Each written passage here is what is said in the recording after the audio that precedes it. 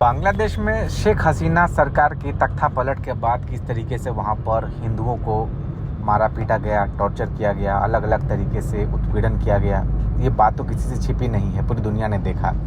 लेकिन अब क्या हुआ है, अब वहाँ पर इस्कॉन के जो चीफ रहे हैं उनको वहाँ पर गिरफ्तार किया गया है। और गिरफ्तारी के बाद भारत की तरफ से चिन्मय दास प्रभु जो हैं उनकी गिरफ्तारी को लेकर भारत की तरफ से स्ट्रॉन्ग रुख रहा, कड़ा रुख रहा। भारत ने कहा कि बजाय बांग्लादेश को उन लोगों को पकड़ना चाहिए जो अल्पसंख्यकों पर उनके साथ बदसलूकी कर रहे हैं, उनको मारपीट कर रहे हैं, उन आरोपियों को, उन लोगों को पकड़ने के बजाय उल्टा जो है चिन्मय को पकड़ा गया है, ये गलत है। भारत सरकार को इस पे कड़ी प्रतिक्रिया देनी चाहिए कि इस्कॉन जैसे संगठन को कोई आतंकवादी कैसे कह सकता है। पूरी दुनिया में जिसने मानवता का संदेश दिया, सिर्फ संदेश नहीं दिया, काम किया है जमीन पर उतर के दुनिया के कोने कोने में। उसको अगर किसी देश का कोई रजीम या उसके कोई समूह वहां पे उसको आतंकवादी कहते हैं तो भारत को कड़ी प्रतिक्रिया देनी चाहिए और साथ खड़ा होना चाहिए भारत सरकार को कि नहीं, खुल के कहना चाहिए प्रधानमंत्री जी को, खुल के कहना चाहिए देश के गृह मंत्री को कि इस्कॉन को अगर कोई देश आतंकवादी संगठन कहेगा तो हम उस पर जवाब देंगे, उसके कड़े प्रतिक्रिया देंगे। कैसे हो सकता है कि जो सारे दुनिया में हरे कृष्णा का संदेश देते हैं उनको कोई देश आतंकवादी कहे और हम चुप बैठे रहें? जवाब देना चाहिए, इस पर प्रतिक्रिया देनी चाहिए और पूरा जो कुछ हो सकता है वो तुरंत करना चाहिए। तो भारत सरकार से भी मेरा आग्रह है कि जल्दी से जल्दी संज्ञान लें और बांग्लादेश का जो वर्तमान अंतरिम सरकार है उससे हम यही आशा करते हैं कि जिन लोगों ने ऐसा कार्य किया है उनको पकड़ें और दंड दें। मैं भारत सरकार से भी अपील करूंगा कि अभी तक जो कुछ हुआ है उसको देखते हुए हमें लगता है कुछ और किए जाने की ज़रूरत है और पूरे भारत का रसूख का इस्तेमाल करते हुए, क्योंकि एक भारतीय विचार की अस्मिता दांव पर है, भारतीयता दांव पर है, कुछ करे। अमित शाह जी गृह मंत्री हैं देश के, मोदी जी प्रधानमंत्री हैं, दोनों इस बात को व्यक्तिगत रूप से देखें। बांग्लादेश के साथ में हमारे जैसे संबंध है, उन सबको ध्यान में रखते हुए तुरंत उनको वहां से सुरक्षित बाहर निकाल के लाएं और हर एक उस व्यक्ति की जो बांग्लादेश में रह रहा है, चाहे वो इस्कॉन से जुड़ा हुआ है, हिंदू है, सनातनी है, उसकी रक्षा की जिम्मेदारी भी लें। जो भी करना पड़े करें, लेकिन हमारे पूजनीय वापस आने चाहिए। ऐसे वो जेल में बंद हों, इससे पूरी दुनिया में गलत संदेश जा रहा है भारत के बारे में। तो इस तरीके से भारत का एक स्ट्रॉन्ग रिएक्शन आया। तो आज इसी पर बात करेंगे कि आखिर बांग्लादेश को जो चिन्मय से ऐसी क्या डर था कि उसको गिरफ्तार किया गया है। और मैं आपके साथ हूँ महादेव बमशंकर। देखिए, दरअसल इस्कॉन बांग्लादेश के चीफ रहे हैं चिन्मय दास, और चिन्मय दास की गिरफ्तारी के पीछे दरअसल आप अगर देखेंगे तो धार्मिक, हिंदू धार्मिक बड़े नेता हैं वहाँ के बांग्लादेश के, और इससे पहले जितने भी रैलियाँ हुई उन्होंने उसको लीड किया। हालांकि उनकी गिरफ्तारी के बाद इस्कॉन ने कह दिया कि उनसे हमारा कोई नाता नहीं है, जबकि कायदे से होना तो ये चाहिए था कि आप बैक करते उसको, सपोर्ट करते उनको।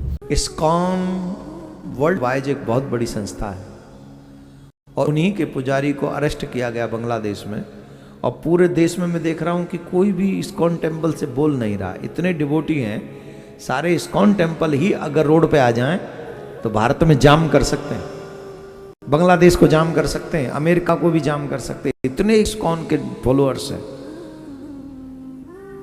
पर एक व्यक्ति जिसने सत्य के लिए आवाज उठाई, वहां हिंदुओं को बचाने के लिए आवाज उठाई, इस्कॉन से आवाज नहीं आ रही उनके लिए, आनी चाहिए। जब देवकीनंदन कथा पंडाल में आवाज उठा सकता है तो हर एक इस्कॉन टेम्पल से आवाज उठनी चाहिए, हर एक मंदिर, हर एक कथा पंडाल से आवाज उठनी चाहिए। इतनी आवाज उठनी चाहिए कि हमारी आवाज बांग्लादेशियों के कानों में पड़े तो वो बहरे हो जाएं। इतनी ऊंची आवाज उठनी चाहिए। अब ये आतंकवादी डिसाइड करेंगे कि आतंकवाद कहां जन्म लेता है, ये हमें सिखाओगे? पूरी दुनिया की आंख नहीं है क्या? पूरी दुनिया नहीं जानती आतंकवाद कहां पनपता है? आप मंदिरों में आतंकवाद पैदा करना चाहते हो? वाह, गजब हो गया। ऐसे तो वही कहावत सिद्ध हो जाएगी, उल्टा चोर वही हो रहा है।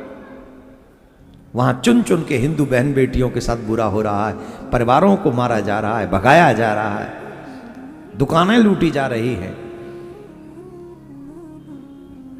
कौन कौन इसका विरोध करता है कथा पंडाल में? कौन कौन किसके विरोध में है? देखिए, ये पूरे लोग चाहते हैं कि हमारे हिंदू भाई बहन जो बांग्लादेश में है, हम उनका उस जो बांग्लादेश में उनके साथ बुरा हो रहा है, हम उसका विरोध करते कथा पंडाल में। राधे राधे बोलना पड़ेगा, जोर से बोलिए। लेकिन इस्कॉन ने अपने आप को किनारा किया और कहा है कि चिन्मय अगर कुछ भी बयान दे तो उसका इस्कॉन से कोई नाता, कोई संबंध नहीं रहेगा। दूसरा डेवलपमेंट ये है कि बांग्लादेश में राजद्रोह के आरोप में चिन्मय दास की गिरफ्तारी हुई है। अब अगर देखें आप तो यहाँ पर विश्व हिंदू परिषद में तमाम लोगों की तरफ से ये कहना है कि बांग्लादेश में आज जो हिंदुओं की स्थिति हो गई है, अगर इसमें हम चिन्मय दास का अगर सपोर्ट नहीं करते हैं तो वहाँ पर नरसंहार होगा। और पूरी दुनिया में अगर देखें तो भारत के अलावा सबसे ज़्यादा अगर हिंदू कहीं है, भारत और नेपाल के अलावा, तो वो तीसरा देश बांग्लादेश है। मैं अभी तो जो बांग्लादेश में चल रहा है, इस्कॉन बहाना है, हिंदू निशाना है। वहाँ के हिंदुओं को ये जो जमाते इस्लामी के लोग हैं, कट्टरपंथी यूनुस की गैंग है, वो समाप्त कर देना चाहती है। मैं पूरे दुनिया के हिंदुओं से और गैर मुस्लिमों से आह्वान करता हूं कि बांग्लादेश में हो रहे अत्याचार के खिलाफ खड़े होइए, एकजुट होइए, नहीं तो ये इस्लामिक जो जमाती हैं ये पूरी दुनिया को सुरसा की तरफ निगल जाएंगे।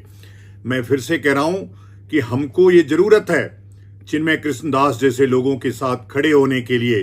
सनातन जो मंच बना है बांग्लादेश का, उसके साथ खड़े होने के लिए। कोई देशद्रोह का काम नहीं किया महाराज ने। उन्होंने बाढ़ में जब बांग्लादेश डूब रहा था तो लोगों को भोजन कराया, लोगों की सेवा की, यह अपराध है उनका। और आज वहां के लोग इस्कॉन पे प्रतिबंध की मांग कर रहे हैं। मैं फिर से दुनिया के गैर मुस्लिमों से ये अपील करता हूं कि सब लोग मिलकर के एकजुट होकर के बांग्लादेश के हिंदुओं का सहयोग, समर्थन और उनके साथ खड़े होइए। अब ऐसे में अगर, क्योंकि पाकिस्तान में हमने देखा कि लगातार आबादी कम हुई है। हाँ, इतना है कि बांग्लादेश में क्योंकि शेख हसीना की सरकार रही तो एक तरीके से शेख हसीना सरकार ने वहाँ पर हिंदुओं को, अल्पसंख्यक हिंदुओं के प्रोटेक्शन में काम किया।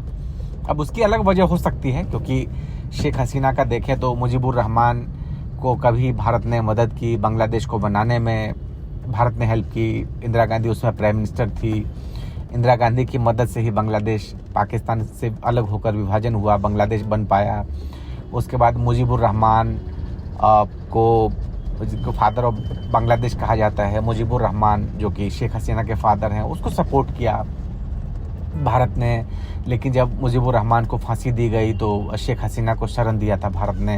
तो अब देखें तो अलग तरीके से शेख हसीना को अभी भी इनफैक्ट जब तख्ता पलट हुआ तो भारत ने प्रश्रय दिया है, भारत ने रहने के लिए जगह दी, ठिकाना दिया उस स्थिति में जबकि वहाँ से देश छोड़ना पड़ा था शेख हसीना को। और उसके बाद हमने देखा कि किस तरीके से वहाँ राष्ट्रपति से लेकर जज तक कोई भी सेफ नहीं है वहाँ पर। आप ये स्थिति समझ सकते हैं इस वक्त खास करके। लेकिन हाँ, एक उम्मीद जगी थी जब मोहम्मद यूनुस जो कि नोबेल पुरस्कार से सम्मानित हैं, उनको जब बांग्लादेश का अंतरिम सरकार का प्रधानमंत्री जब बनाया गया तो उन्होंने उसके बाद ढाकेश्वरी मंदिर, ढाका में है काली जी का मंदिर है ढाकेश्वरी, तो वहाँ पर गए और उन्होंने आश्वासन दिया कि यहाँ पर अल्पसंख्यकों का ही, अल्पसंख्यक हिंदुओं को सुरक्षा उन्होंने सुनिश्चित की एक तरीके से। और अगर आप देखें तो बेसिकली ये है कि बंगाल में जो लोग रहते हैं या फिर बांग्लादेश के लोग, तो ये लोग 3 देवी देवता को बहुत ज़्यादा मानते हैं। एक तो काली, उसके बाद दुर्गा और शिव जी को। तो ये 3 देवी देवता की खास मान्यता है वहाँ पर। और लेकिन हमने देखा पीछे ढाकेश्वरी मंदिर या वहाँ पर एक मंदिर मुकुट, सोने का मुकुट चोरी हुआ था, ये भी हमने देखा। तो अल्पसंख्यकों के खिलाफ इससे पहले हमने देखा था एक बार कि किस तरीके से इस्कॉन टेम्पल पे भी अटैक हुआ था, ये भी हमने देखा। लेकिन इस तरीके से कि इस्कॉन चीफ की गिरफ्तारी हुई चिन्मय दास प्रभु की, ये बड़ी बात है, क्योंकि इस्कॉन वर्ल्ड लेवल पर मंदिर है, अमेरिका है, ब्रिटेन है, तमाम देशों में इस्कॉन टेम्पल है और धर्म के प्रसार में इस्कॉन का एक बड़ा रोल है। तो ऐसे में अब सवाल ये उठ रहा है कि आखिर चिन्मय दास से बांग्लादेश को किस बात का डर था कि उन्होंने ऐसा किया। दरअसल आप अगर देखेंगे तो हिंदुओं को मोबिलाइज करने में जो रैलियां हुई, प्रभावशाली चिन्मय दास की स्पीच देते थे, इन्फ्लुएंशियल स्पीच, और कहीं ना कहीं एक जिस तरीके से आवाज़ उठी बांग्लादेश में अल्पसंख्यक हिंदुओं की डिमांड को लेकर, पूरी दुनिया ने देखा कि क्योंकि पाकिस्तान में ऐसे प्रोटेस्ट हिंदुओं की तरफ से कम होते देखे गए हैं और देखा हमने कि कुछ ही % हिंदू बच गए हैं पाकिस्तान में। ज़्यादातर तो वहाँ पर कन्वर्जन हो जाता है। पाकिस्तान में जो हालत है हिंदुओं की अच्छी नहीं है, लेकिन बांग्लादेश में जिस तरीके से हमने देखा कि ढाका की सड़कों पर हज़ारों की संख्या में हिंदू उतर आए, करीब 1.25 करोड़ के आसपास जो है वहाँ पर अल्पसंख्यक हिंदुओं की पॉपुलेशन है वहाँ।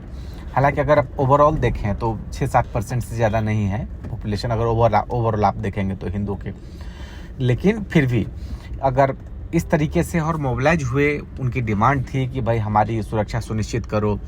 तो जब आप इतनी बड़ी संख्या में अगर एक कम्युनिटी के लोग, एक धर्म के लोग अगर सड़कों पर उतरे तो फिर सरकार प्रेशर में आती है और वही हुआ। दूसरा डेवलपमेंट ये हुआ कि इस्कॉन टेम्पल के खिलाफ मामला कोर्ट में गया और हाई कोर्ट में, जो बांग्लादेश का हाई कोर्ट में कहा गया वहाँ पर कि इस्कॉन टेम्पल को बैन किया जाए। कोर्ट ने मना कर दिया कि नहीं, हम उसको बैन नहीं कर सकते, लेकिन ये ज़रूर रहा कि कोर्ट ने जेल भेज दिया है इस चिन्मय दास को। अब ऐसे में देखिए सबसे बड़ी बात यह है कि एक तो इस वक्त देखा गया कि जब से शेख हसीना सत्ता से गई है, जमात का काफ़ी इन्फ्लुएंस बढ़ गया वहाँ पर। जमात पाकिस्तान में कट्टरपंथी जो संगठन है, बहुत ज़्यादा इन्फ्लुएंस बढ़ा है। और अगर यही स्थिति रही तो वहाँ पर, क्योंकि चीन कभी नहीं चाहेगा कि भारत और बांग्लादेश के संबंध बेहतर हो, तो अगर ये स्थिति रही तो आने वाले समय में वहाँ के जो हिंदू हैं उनको और टारगेट किया जा सकता है।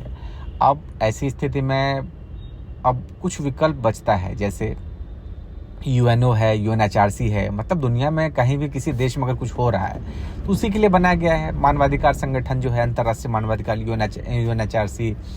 तो अब भारत की तरफ से कोशिश ये होनी चाहिए कि क्योंकि अब तक भारत ने जो कड़े तेवर दिखाए, सख्त बयान दिए, उसका कोई इम्पैक्ट पड़ा नहीं बांग्लादेश की सेहत पर।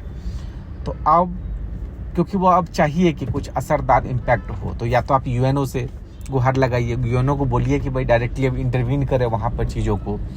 दूसरा भी फैक्टर है कि जनवरी में डोनाल्ड ट्रंप शपथ लेंगे राष्ट्रपति की, तो वो भी थोड़ा सा समझे जाते हैं। और उन्होंने देखा हमने कई बार मोदी के साथ, PM मोदी के साथ केमिस्ट्री अच्छी रही है, बॉन्डिंग्स अच्छी रही है, तो ऐसा उम्मीद कर सकते हैं कि आने वाले दिनों में अमेरिका भी इस तरह के मैटर पे दखल दे सकता है, या फिर अमेरिका का इन्फ्लुएंस UN में है तो UN भी इस तरीके में सामने आ सकता है। लेकिन इस वक्त कायदे से अगर हिंदुओं की सुरक्षा को लेकर आवाज़ नहीं उठी, अगर आवाज़ दब गई, क्योंकि हम देखते हैं कि बाकी कम्युनिटी में अगर कुछ होता है धर्म में तो बवाल मच जाता है अगर इस तरीके की चीज़ें हो, लेकिन हिंदुओं के खिलाफ जो कुछ हो रहा है तो आवाज़ें दब रही है, उठ नहीं पा रही है। तो अब दिक्कत यही है कि इस वक्त हिंदुओं की सुरक्षा बांग्लादेश में ज़रूरी है, नहीं तो जो भी हालात है, हमने देखा पीछे कश्मीर में क्या हुआ, पाकिस्तान में क्या हुआ, तो आज बांग्लादेश में भी कुछ वैसी स्थिति बन रही है जिस तरीके से जमात के इन्फ्लुएंस बढ़ा है।